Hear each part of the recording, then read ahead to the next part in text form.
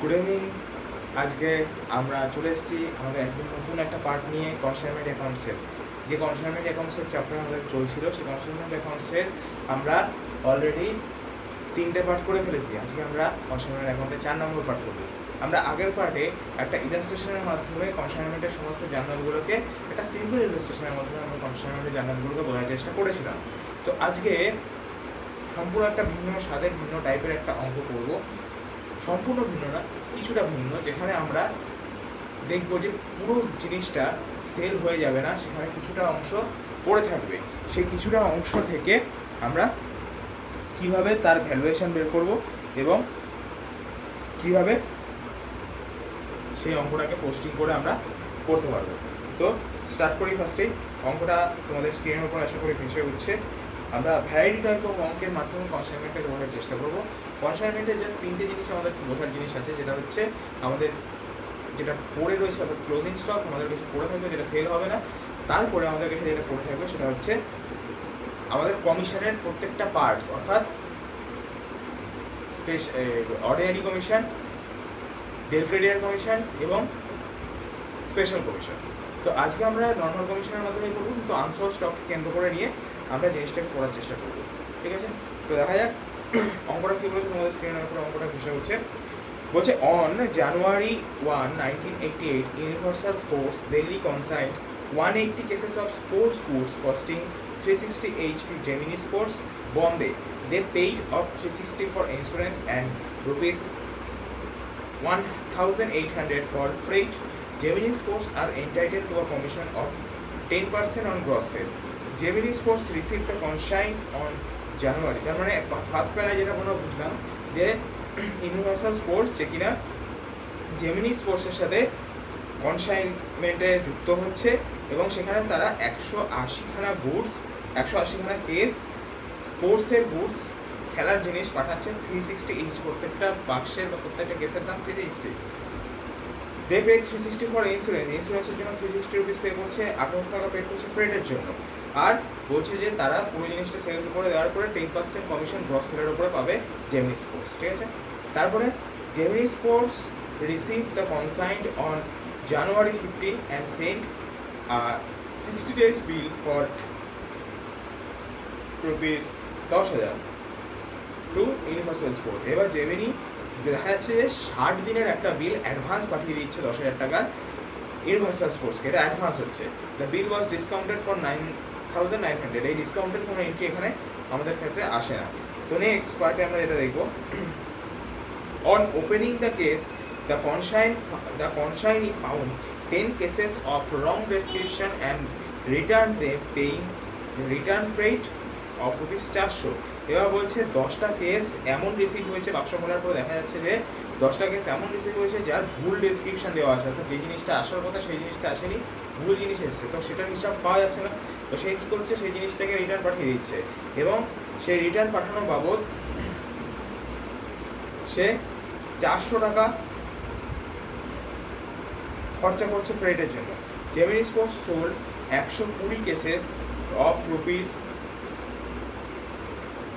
600 each for cash and 20 cases rupees 700 each on credit।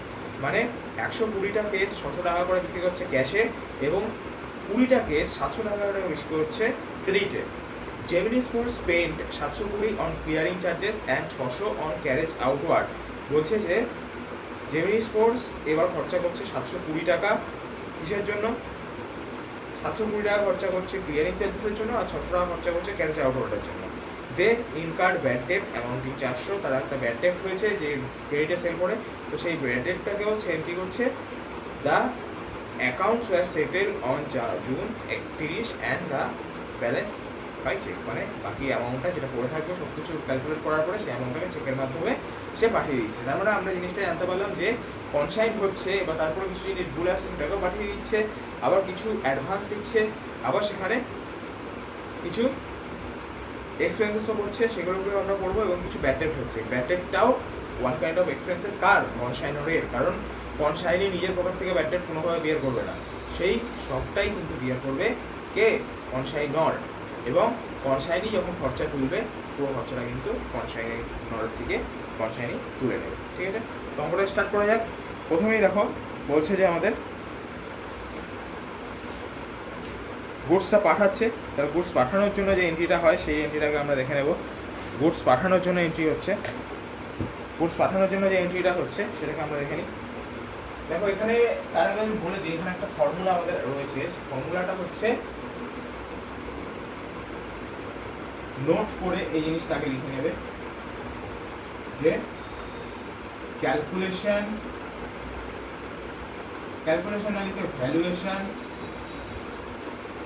Of unsold stock, মানে যে স্টকটা বিক্রি হচ্ছে না সেই স্টকের ভ্যালুয়েশন করছি আমরা। কিভাবে করব সেটাকে আমরা দেখে নিচ্ছি। আনসোল্ড স্টকের ভ্যালুয়েশন করতে গেলে আমাদের যে ফর্মুলা লাগবে সেটা হচ্ছে number of closing unit, number of closing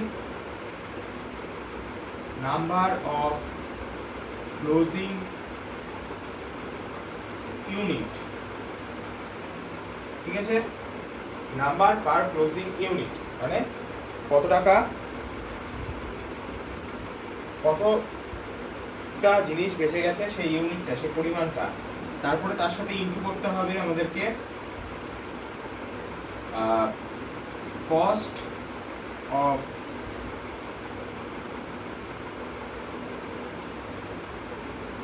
cost price per unit, cost price per unit, তারপরে প্লাস, তারপরে bracket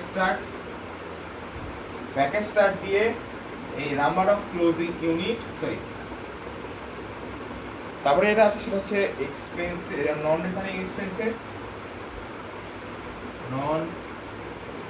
recurring expenses into number of closing unit by number of total unit same। তাহলে number of closing stock into cost price per unit, অর্থাৎ কতটা closing stock আমাদের কাছে পড়ে রয়েছে, তাদের প্রাইস কত করে, নন রেকারিং এক্সপেন্সেস, আমি রেকারিং এবং নন রেকারিং এক্সপেন্সেস সম্পর্কে একদিন বুঝিয়েছিলাম, আর number of closing unit by number of total unit send, অর্থাৎ কতটা জিনিস বেঁচে আছে বাই কতটা জিনিস পাঠানো হয়েছিল। ঠিক আছে, তাহলে এই যে টোটাল যে জিনিসটা পাওয়া গেল, এই ফর্মুলা দিয়ে আমরা আনসোল্ড স্টক বের করতে পারবো। সেটা পরে, আগে আমরা এক এক করে ওই এন্ট্রিগুলোকে পাস করি যেটা আমরা কনসাইনমেন্টে ফার্স্ট ইলাস্ট্রেশনে পড়ে এসেছি। তো সর্বপ্রথমে গুডস ইনটু কনসাইনমেন্ট, তার আগে আমি এখানে দিয়ে দিই in the books of universal sports limited, তার বইতে কনসাইনমেন্ট অ্যাকাউন্ট করব,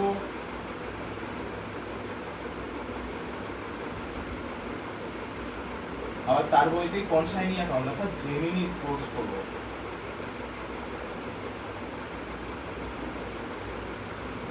ডেবিট ক্রেডিট,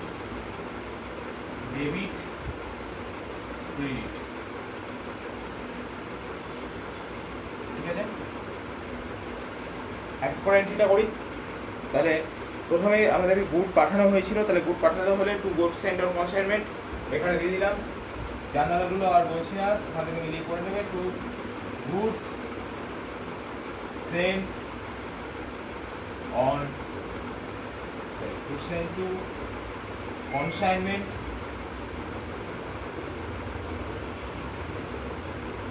টাকা হচ্ছে দেখো 180 খানা পাঠিয়েছিল 360 টাকা করে, তাহলে 180 ইন্টু 360, 180 ইন্টু 360 আমাদের কাছে আসে 64,800 টাকা, 64,800 টাকা। এরপরে বলছে কিছু খরচা করছে, তো খরচা বাবদ প্রথমে খরচা করছে হচ্ছে ইন্স্যুরেন্সের জন্য 360 টাকা আর 1800 টাকা ক্রেডিটের জন্য, তাহলে কনসাইনারের খরচা কনসাইনারের বইতে কিসে হবে, টু ব্যাংক অ্যাকাউন্ট বলে। টু ব্যাংক অ্যাকাউন্ট বলে নিচে আমরা লিখব ইন্স্যুরেন্স 360 টাকা আর ফ্রেইট 1800 টাকা। তাহলে হয়ে গেল টোটাল আমাদের 1800 প্লাস 360 2160 টাকা। 2160 টাকা এটা হয়ে গেল কনসাইনরের খরচা। নেক্সট কি বলছে, বলছে জেমিনি স্পোর্টস টাইটেল কমিশন, এবার কমিশন বলছে 10% এটা ছেড়ে দাও। নেক্সট হচ্ছে Gemini sports receive consignment on January 15 and sent a 60 days bill for 10,000 to Universal Sports. The bill was discounted for 9,900। এখানে কোন রকমের কিছু এন্ট্রি আমাদেরকে পাস করতে হবে। সেই এন্ট্রিটা হচ্ছে যে অ্যাডভান্স করেছে মানেই অ্যাডভান্স এন্ট্রি পোস্ট করতে হবে। তাহলে অ্যাডভান্স এন্ট্রি যদি পোস্ট করে তাহলে সেই অ্যাডভান্স এন্ট্রিটা আমাদের এই বইতে কি হয় সেটা কিন্তু আমাদের ডিরেক্টলি চলে আসবে জেমিনি স্পোর্টসের বইতে, যেহেতু ও অ্যাডভান্স করেছে। তাহলে বাই বিল পাঠিয়েছে যেহেতু, তাই আমরা বিল রিসিভেবল লিখব। যদি চেক পাঠাতো তাহলে ব্যাংক করতাম, যদি ব্যাংক ড্রাফট পাঠাতো তাহলে ব্যাংক করতাম, যদি ক্যাশ পাঠাতো তাহলে ক্যাশ করতাম। যেহেতু বিল পাঠিয়েছি তাই বিল রিসিভেবল করলাম, এটাকে নিচে অ্যাডভান্স লিখে দিলাম। নিচে অ্যাডভান্স লিখে দিলাম, টাকাটা হচ্ছে 10,000 টাকা, 10,000 রুপিস। ঠিক আছে, 10,000 টাকা। নেক্সট বলছে দেখো যে এখানে বলেছে যে অন ওপেনিং দ্য কেসেস, এবার বলছে যে যখন ওপেনিংটা যখন ইয়েটা খুললো, বাক্সগুলো খুললো, তখন দেখা গেল যে 10টা কেস ভুল ডেসক্রিপশনের গুডস এসছে, যেটা রিটার্ন করছে এবং তার জন্য একটা খরচা হচ্ছে 400 টাকার। তাহলে ওটা খরচা করছে কি জেমিনি স্পোর্টস। তাহলে জেমিনি স্পোর্টসের খরচা হলে আমরা কনসাইনারের বইতে জেমিনি স্পোর্টস লিখবো, টু জেমিনি স্পোর্টস। সব জার্নাল দেওয়া আছে, জার্নালগুলোকে জাস্ট অ্যাপ্লাই করে দেবো এখানে। টু জেমিনি স্পোর্টসের খরচা হচ্ছে ফ্রেইট, এখানে লিখবো freight on return. Freight on return, রিটার্নের জন্য ফ্রেইটের খরচা হয়েছে 400 টাকা। 400 টাকা খরচা হয়েছে। তাহলে খরচাটা আমরা এখানেও লিখতে হবে, এর বইতেও লিখবো আমরা বাই কনসাইনমেন্ট। বাই কনসাইনমেন্ট বলে নিচে লিখবো ফ্রেইট, একই লেখা লিখবো ফ্রেইট অন রিটার্ন বলে ওর যে খরচাটা হয়েছে 400 টাকা সেটাকে আমরা লিখে দেবো, ব্যাস হয়ে গেল। নেক্সট বলছে যে আচ্ছা এই যে রিটার্ন করলো, রিটার্ন হচ্ছে 10টা কেস করেছে, তাহলে মানে কত টাকা করে পাঠিয়েছিল, 360 টাকা করে পাঠিয়েছিল। তো রিটার্ন করলে কি এন্ট্রি হয়, বাই জেমিনি স্পোর্টস রিটার্ন করছে, তাহলে বাই গুডস রিভার্স এন্ট্রি করতে হবে, by goods sent on consignment. ঠিক আছে, কত টাকা জিনিস পাঠিয়েছে এটা হচ্ছে রিটার্ন, আমরা এখানে লিখে দিই রিটার্ন। ঠিক আছে, রিটার্ন করছে কত টাকা জিনিস, 10টা কেস পাঠাচ্ছে 360 টাকা করে, তাহলে 3,600 টাকার জিনিস ও আবার রিটার্ন করছে, যেহেতু ওর কোনো সঠিক ডেসক্রিপশন দেওয়া নেই। নেক্সট বলছে দেখো এখানে যে Gemini sports sold 120 case 600 each for cash and 20 case rupees 700। এবারে বলছে যে 600 কেস পাঠাচ্ছে, 600 কেস সেল করছে ক্যাশে, 120টা কেস সেল করছে 600 টাকায়, যেখানে ক্যাশে সেল হচ্ছে। আর তারপরে বলছে যে 20 কেস সেল করছে 700 টাকায়, সেটার ক্রেডিটে। দুটো এন্ট্রি আমরা করবো এখানে, সেল করছে তাহলে কে সেল করছে, জেমিনি স্পোর্টস সেল করছে, তাহলে by Gemini sports. Gemini sports কততে সেল করছে, জেমিনি স্পোর্টস সেল করছে ক্যাশ সেল করছে কততে, ক্যাশ সেল করছে 120 ইন্টু 600-তে, আর ক্রেডিট সেল করছে 20 ইন্টু 700-তে। ঠিক আছে, 120 ইন্টু 600, 72,000 টাকা, আর 14,000 টাকা। তাহলে এখানে কত টাকা আসছে, 4 2 6 আ ৮৬,০০০ টাকার জিনিস এখানে সেল হচ্ছে, ঠিক আছে, ক্যাশ হোক বা ক্রেডিট হোক। এবার বলছে যে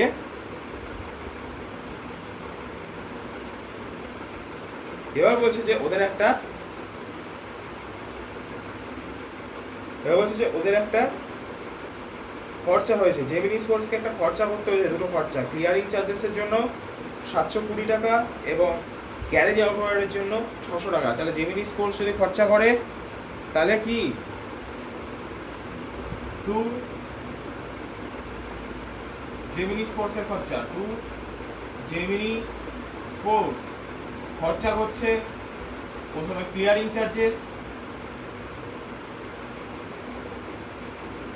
চার্জেস ছিল আমার ৭২০ টাকা, আর গ্যারেজ আউটওয়ার্ড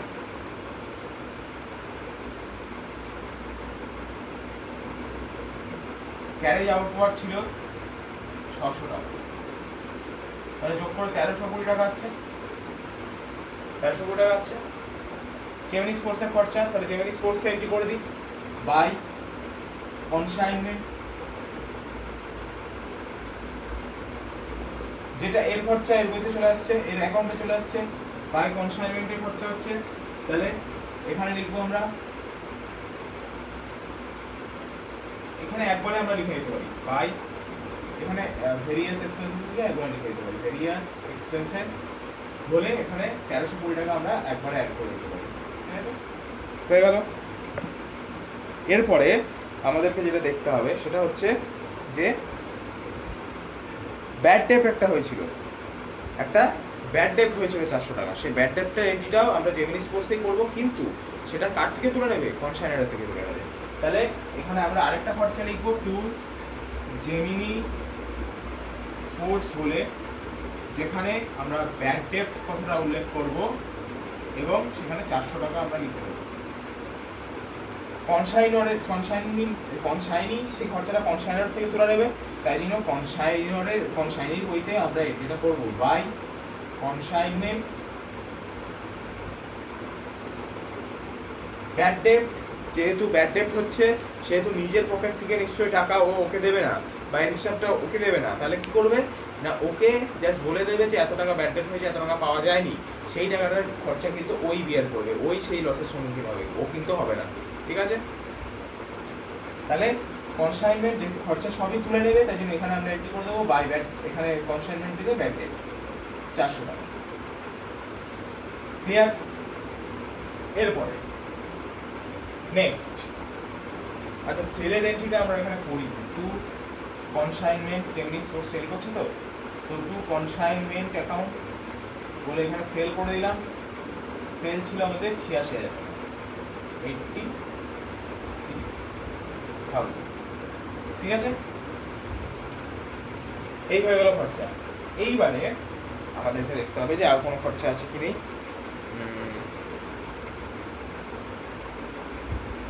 না এখানে আর কোনো খরচা আমাদেরকে দেয়নি।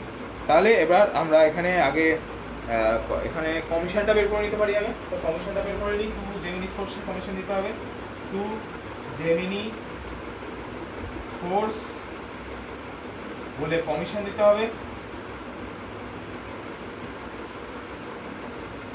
10% কমিশন দিতে হবে গ্রস সেলের উপর। তাহলে ৮,০৮৬,০০০ থেকে 10% করলে জানি আমরা সবাই ৮,৬০০ টাকাই হবে, বসে দিলাম। এইবার একটা জিনিস যেটা হচ্ছে যে এখানে আমাদেরকে দেখতে হবে যে কতটা পরিমাণ এবার জিনিস বেঁচে আছে। দেখো এখানে ১৮০টা কেস পাঠানো হয়েছিল, একবার হিসাবটা এখানে দেখাই, যে ১৮০ কেস পাঠানো হয়েছিল, সেন্ড করা হয়েছিল, যার মধ্যে 10টা কেস অলরেডি রিটার্ন হয়ে গেল।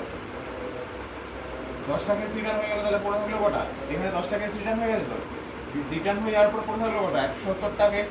১৭০টা কেসের মধ্যে সেল করছে দেখো ১২০ আর ২০ কত, ১৪০ কেস সেল করে দিচ্ছে ও, ১৪০ কেস ও সেল করে দিচ্ছে, তাহলে এখন পড়ে থাকছে কত, 30। এই 30 কেস কোথায় যাবে? এই 30 কেস হচ্ছে আমার আনসোল্ড স্টক। তাহলে 30টা কেসের ভ্যালুয়েশন হবে তো, ভ্যালুয়েশন নিশ্চয়ই এই অ্যামাউন্টে ভ্যালুয়েশন হবে না। জিনিসটা যখন রয়েছে জিনিসটার একটা ভ্যালুয়েশন আলাদা হয়। তো সেই ভ্যালুয়েশনটার একটা ফর্মুলা আছে, ক্লোজিং স্টক ভ্যালুয়েশন অর্থাৎ আনসোল্ড স্টক ভ্যালুয়েশন, যেটার ফর্মুলা আমি অলরেডি লিখে দিয়েছি। তো আমাদেরকে এই ফর্মুলায় জাস্ট আনসোল্ড স্টকের ইয়েটা ফেলতে হবে, তাহলে আমরা ক্লোজিং স্টকের ভ্যালুয়েশন বের করে দিতে পারবো এবং তারপরে সেই এন্ট্রিটা আমরা এখানে করে দিতে পারবো আনসোল্ড স্টক অন কনসাইনমেন্ট বলে। ঠিক আছে, এইখানে দেখো নাম্বার অফ ক্লোজিং স্টক, তাহলে নাম্বার অফ ক্লোজিং ইউনিট আমরা এখানে পেয়েছি 30 ইউনিট আমাদের কাছে ক্লোজিং ইউনিট আছে। ক্লোজিং ইউনিট এটা আমাদের কাছে, এটা আমাদের ক্লোজিং ইউনিট। ক্লোজিং ইউনিটের মধ্যে আমরা এখানে পেয়ে গেলাম, দেখো ক্লোজিং ইউনিটে আমরা এখানে পেয়ে গেলাম 30 unit closing. Cost price of per unit, cost price per unit ছিল আমাদের 360 টাকা, 360 টাকা পেয়ে গেলাম। এবারে ব্র্যাকেট প্লাস করে ব্র্যাকেট ক্লোজ করলাম নন রেকারিং এক্সপেন্সেস। নন রেকারিং এক্সপেন্সেস সম্পর্কে আমরা কি বলেছিলাম যে খরচাটা মাত্র একবারই আসে। তাহলে আমাদের এখানে একবার খরচা আসা বলতে আমাদের কনসাইনারের খরচা তো সবই আসবে, কারণ কনসাইনার যেহেতু খরচাটা একবারই করবে, আর কনসাইনির যে এক্সপেন্সেস গুলো একবারই হয় সেটা শুধুমাত্র আসবে। তাহলে কনসাইনিরও কিছু একবার এক্সপেন্সেস হয় নিশ্চয়ই, সেই এক্সপেন্সেস গুলো জাস্ট এখানে আসবে। তাহলে এখানে দেখো ক্লিয়ারিং এক্সপেন্সেস, ক্লিয়ারিং চার্জেস বলে একটা আছে। ঠিক আছে, তাহলে আমাদেরকে এখানে দেখতে হবে, দেখো কনসাইনারের পুরো খরচাটাই আসবে কিন্তু এখানে। দেখো এখানে আমরা নন রেকারিং এক্সপেন্সেস, দেখো কনসাইনার নন রেকারিং এক্সপেন্সেস কি সবটাই 2160 টাকা, এই যে 2160 টাকা টোটাল যে খরচা করেছিল ক্রেডিটার ইন্স্যুরেন্স বাবদ। আর কনসাইনির যেটা আসবে, কনসাইনির শুধুমাত্র আসবে আমার ক্লিয়ারিং চার্জেস। ক্লিয়ারিং চার্জেস যেটার অ্যামাউন্ট ছিল আমাদের 720 টাকা, 720 টাকা।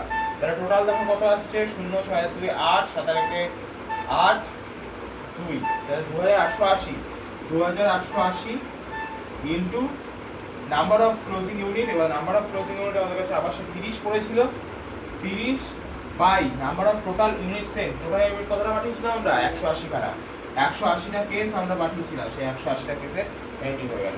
এবারে দেখো ক্যালকুলেশন করো, 30 × 360, 30 × 360 আসবে তোমার 10,800 টাকা। এখানে 10,800 টাকা প্লাস দেখো এটাকে করো 2880 বাই 180 × 30, তাহলে এটা আসছে 480 টাকা।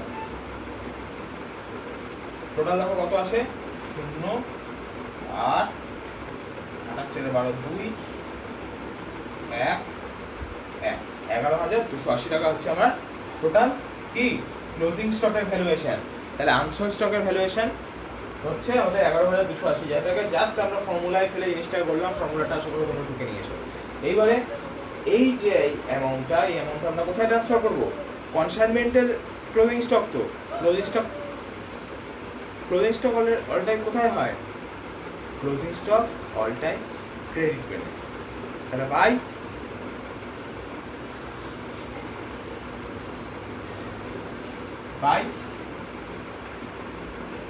unsold stock on consignment।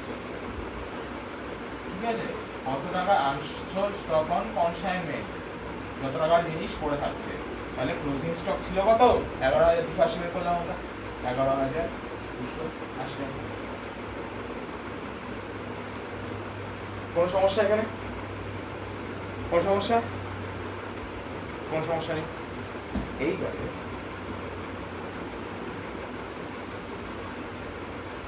দেখো, এইবারে আমাদেরকে জাস্ট প্রফিটটা বের করতে হবে, কিন্তু তার আগে দেখো এর একটা কমিশন আছে, এর কমিশনটা ওকে দিয়ে দিই। কমিশনটা বাই কমিশন বাই কনসাইনমেন্ট লিখো, কনসাইনমেন্ট লিখে নিচে কমিশন লিখলাম। এবার কত টাকার কমিশন দিয়েছিল? 8,600 টাকা, 8,600 টাকার কমিশন ওর মধ্যে লিখে দিলাম। ঠিক আছে, এবার জাস্ট আমাদের এখানে প্রফিট বের করতে হবে, আর এখানে ওর থেকে কি বের করতে হবে? মেইন ব্যালেন্সটা বের করতে হবে, যে কত টাকা ও ওকে পাঠাবে। তাহলে প্রফিটটাকে বের করি আমরা এখানে। টোটাল দেখো অ্যামাউন্টটা 3,600 প্লাস 8,600 প্লাস 11,280, 11,200 এই সরি 1,00,000 800 1,08,80 অ্যামাউন্টটা হয়েছে 1,08,80 টাকা, 1,08,80 টাকা 1,00,880, ঠিক আছে। এটা হয়েছে আমাদের টোটাল ব্যালেন্স, টোটাল অ্যামাউন্ট। এবার টোটাল অ্যামাউন্টটাকে এটা থেকে মাইনাস করি, minus 8,600 minus 400 minus 1,320 minus 400 minus 2,160 minus 64,800, 23,200 টাকা হচ্ছে প্রফিট বেড়েছে। 23,200 টাকা প্রফিট বেড়েছে। ও ক্যালকুলেশন করে 23,200 টাকা প্রফিট বের করলো to profit on consignment, to profit on consignment, profit বেরিয়ে গেল। এইবারে এটাকে ব্যালেন্স করে আমরা দেখব যে কত টাকা এক্সেস করে থাকছে, সেই টাকাটা ওকে ট্রান্সফার করে দেবে। তাহলে দেখো এখানে 86,000 রয়েছে, 86,000 লিখে দাও। তারপরে 10,000 প্লাস 400 প্লাস 1,320 প্লাস 400, আচ্ছা 86,000 মাইনাস 10,000 মাইনাস 400 মাইনাস 1,320 মাইনাস 8,600, তাহলে আমাদের কাছে আসছে এখানে 65,280। 65,280 টাকা হচ্ছে আমাদের এখানে বাই ব্যাংক অ্যাকাউন্ট রেমিটেন্স, ঠিক আছে। এই যে টাকা রেমিটেন্স বেরোলো 65,280 টাকা, এই টাকাটা আফটার প্রফিট, আফটার সমস্ত খরচা বের করে নেওয়ার পরে এই টাকাটা ওকে ও দিয়ে দিল, আর ও ক্যালকুলেশন করে দেখলো যে ওর প্রফিট হচ্ছে 23,200 টাকা। ব্যাস এই ছিল অঙ্ক। অর্থাৎ আমরা জাস্ট করলাম কিভাবে, যে আমরা এখানে আমাদেরকে যেটা বলেছিল যে আমাদের এখানে যেটা বলেছিল যে প্রথমে 180টা কেস পাঠানো হয়েছিল 360 টাকা করে, যেটা এন্ট্রি আমরা করলাম 180 360 করে। তারপরে ও কিছু খরচা করলো, সেই এন্ট্রিটাও করলাম। তারপরে আমরা করলাম যে কিছু জিনিস কিছু অ্যাডভান্স ওকে আগে থেকে দিয়ে দিয়েছিল 10,000 টাকার অ্যাডভান্স, সেই 10,000 টাকার অ্যাডভান্স আমি বিলস গুলো করে দিলাম, যেহেতু বিল হিসেবে পাঠিয়েছিল 60 ডেজের, সেই বিল হিসেবে করে দিলাম। ডিসকাউন্টেড এখানে এন্ট্রি কিছু আসবে না, তাই জন্য আমরা করিনি। আর তারপরে বলছি যে on the opening of the case, মানে কেসটা খোলার পরে দেখা গেল যে 10টা গুডস নষ্ট রয়েছে, 10টা গুডস ভুল ডেসক্রিপশনের জিনিস এসছে, মানে যেটা লিস্টে রয়েছে সেরকম কোনো ডেসক্রিপশনের জিনিস আসেনি, যার ফলে 400টা, তার ফলে 10টা কেস ফেরত পাঠাতে হয়েছিল। তো 10টা কেস ফেরত পাঠিয়েছি আমরা, 10টা কেস পাঠিয়েছিল 360 টাকা করে, তার 10টা কেস 360 টাকা করে গভর্নমেন্ট রিটার্ন করে দিলাম 3,600 টাকার জিনিস। আর সেই রিটার্ন করার জন্য একটা ফ্রেট খরচা হবে, তো যেহেতু পাঠাচ্ছে গাড়ি করে, তো সেই ফ্রেট হিসেবে খরচা হচ্ছে 400 টাকা, সেটা করে দিলাম। তারপরে দেখো এবারও সেল করছে 120টা জিনিস, 120টা কেস সেল করছে 600 টাকা করে ক্যাশে, আর ক্রেডিট সেল করছে 20টা 700 টাকা করে, ঠিক আছে। তারপরে এবারে ও কিছু খরচাও করছে, সেই খরচাগুলোকে আমরা এক এক করে এন্ট্রি করেছি। এখানে একটা ব্যাড ডেট হয়েছিল, যে ব্যাড ডেটটা ক্রেডিট সেল করার পরে ক্রেডিট সেল করেছিল, সেখানে 400 টাকার ব্যাড ডেট হয়েছিল। সেই ব্যাড ডেটের এন্ট্রিও কনসাইনি কি করবে, ওর থেকেই তুলে নেবে, কনসাইনারের থেকেই তুলে নেবে। এটা অ্যাকচুয়ালি কনসাইনারের খরচা, তো কনসাইনার নিজের খরচা আর ওইতে খরচাটা এন্ট্রি করেছে, কনসাইনি ওখানে এন্ট্রি করেছে যেহেতু ও টাকাটা তুলবে, ঠিক আছে। তো পুরো জিনিসটা হয়ে গেল, হওয়ার পরে কমিশন বের করে দিলাম। এইবারে দেখো আমাদের কাছে যে জিনিসটা আমরা পড়ে রয়েছে, সেই পড়ে থাকা জিনিসটার ভ্যালুয়েশন করলাম, যে আমাদের কাছে লাস্ট আমরা দেখলাম যে এখানে 180টা জিনিস পাঠিয়েছিল, যার মধ্যে 10টা আমরা রিটার্ন করে দিয়েছি, যার মধ্যে 170টা পড়ে রয়েছে। এরপরে 140টা জিনিস আমরা সেল করে দিলাম, ক্যাশ এবং ক্রেডিট যাতেই হোক সেল করে দিলাম, দিয়ে 30টা জিনিস আমাদের কাছে টোটাল পড়ে থাকলো। এই 30টা জিনিস আমাদেরকে কিন্তু রিটার্ন, এই 30টা জিনিসের কিন্তু আমাদের ভ্যালুয়েশন বের করতে হবে, যেটা আমার কাছে পড়ে রয়েছে। সেই ভ্যালুয়েশনটা আমরা এই ফর্মুলার মাধ্যমে বের করলাম, যে ফর্মুলাটা এখানে তোমরা দেখতে পাচ্ছ, যে number of closing unit into cost price per unit plus non recurring expenses into number of closing unit. আমরা এখন নন রেকারিং এর ক্যালকুলেশনটা দেখলাম যে যে খরচাটা কনসাইনর করছে সেগুলো তো অবশ্যই নন রেকারিং এক্সপেন্সেস, কিন্তু কনসাইনির কিছু খরচা থাকে যেগুলো একবারই হয়, সেই একবার হওয়া খরচাগুলো শুধুমাত্র নন রেকারিং এক্সপেন্সেস এর মধ্যে পড়ে। তাহলে এই হচ্ছে আমাদের টোটাল জিনিস